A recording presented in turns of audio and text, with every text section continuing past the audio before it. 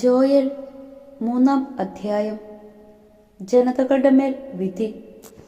ആ നാളുകളിൽ ഞാൻ യൂദായുടെയും ജെറുസലേമിൻ്റെയും ഭാഗധേയം നിർണയിക്കുന്ന നാളുകളിൽ ഞാൻ എല്ലാ ജനതകളെയും ഒരുമിച്ച് കൂട്ടുകയും യഹോഷാഫാത്തിൻ്റെ താഴ്വരയിലേക്ക് കൊണ്ടുവരികയും ചെയ്യും.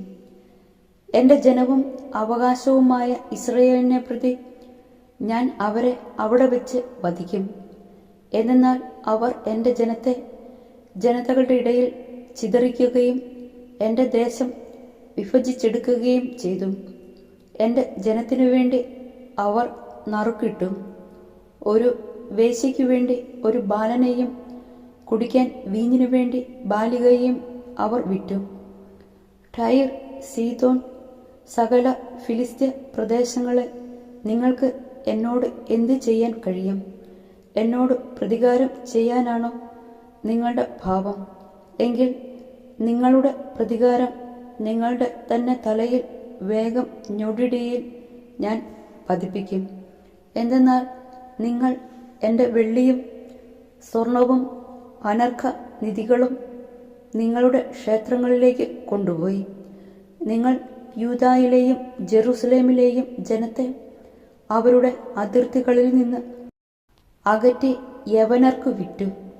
നിങ്ങൾ അവരെ വിറ്റ സ്ഥലത്തു നിന്ന് തന്നെ ഞാൻ അവരെ ഇളക്കി വിടുകയും നിങ്ങളുടെ പ്രവൃത്തികൾക്ക് നിങ്ങളുടെ തന്നെ തലയിൽ പകരം വീട്ടുകയും ചെയ്യും. ഞാൻ നിങ്ങളുടെ പുത്രന്മാരെയും പുത്രിമാരെയും യൂദായുടെ സന്തതികൾക്ക് വിൽക്കും. യൂദാ സന്തതികൾ അവരെ വിദൂരത്തുള്ള സബേയർക്ക് വിൽക്കും. കർത്താവ് അരുളി ചെയ്തിരിക്കുന്നു. ജനതകളുടെ ഇടയിൽ വിളംബരം ചെയ്യുവിൻ, യുദ്ധത്തിന് ഒരുങ്ങുവിൻ, ശക്തന്മാരെ ഉണർത്തുവിൻ. സകല യോദ്ധാക്കളും ഒരുമിച്ച് ചേർന്ന് മുന്നേറട്ടെ. നിങ്ങളുടെ കൊഴു വാളായും വാക്കത്തി കുന്തമായും രൂപാന്തരപ്പെടുത്തുവിൻ. താൻ ഒരു യോദ്ധാവാണെന്ന് ദുർബലൻ പറയട്ടെ. ചുറ്റുമുള്ള സകല ജനതകളെ ഓടിവരുവിൻ, അവിടെ ഒരുമിച്ച് കൂടുവിൻ. കർത്താവെ, അങ്ങയുടെ സൈന്യത്തെ അയക്കണമേ.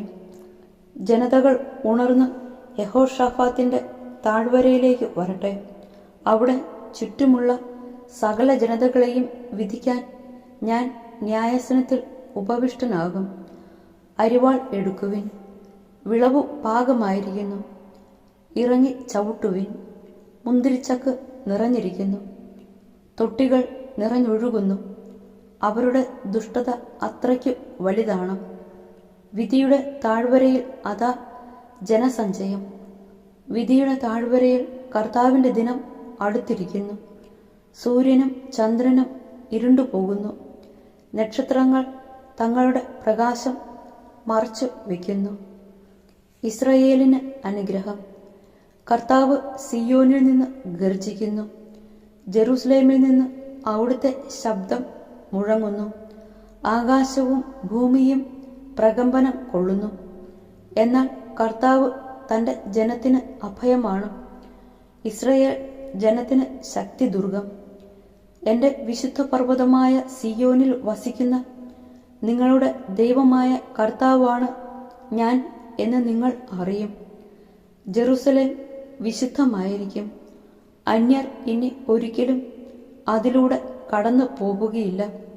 അന്ന് പർവ്വതങ്ങളിൽ നിന്ന് മധുരവീഞ്ഞ് ഇറ്റുവീഴും, കുന്നുകളിൽ നിന്ന് പാൽ ഒഴുകും. യൂദായിലെ അരുവികളിൽ ജലം നിറയും. കർത്താവിൻ്റെ ആലയത്തിൽ നിന്ന് ഒരു നീരുറവ പുറപ്പെട്ട് ഷിത്തിം താഴ്വരയെ നനയ്ക്കും. യൂദായിലെ ജനത്തോട് അക്രമം പ്രവർത്തിക്കുകയും അവരുടെ ദേശത്തു വെച്ച് നിഷ്കളങ്ക രക്തം ചിന്തുകയും ചെയ്തതുകൊണ്ട് ഈജിപ്ത് ശൂന്യമാവുകയും എദോം നിർജ്ജന ഭൂമിയാവുകയും ചെയ്യും. എന്നാൽ യൂദായും ജെറുസലേമും തലമുറകളോളം അധിവസിക്കപ്പെടും. അവരുടെ രക്തത്തിന് ഞാൻ പ്രതികാരം ചെയ്യും. കുറ്റവാളികളെ ഞാൻ വെറുതെ വിടുകയില്ല. കർത്താവ് സിയോനിൽ വസിക്കുന്നു.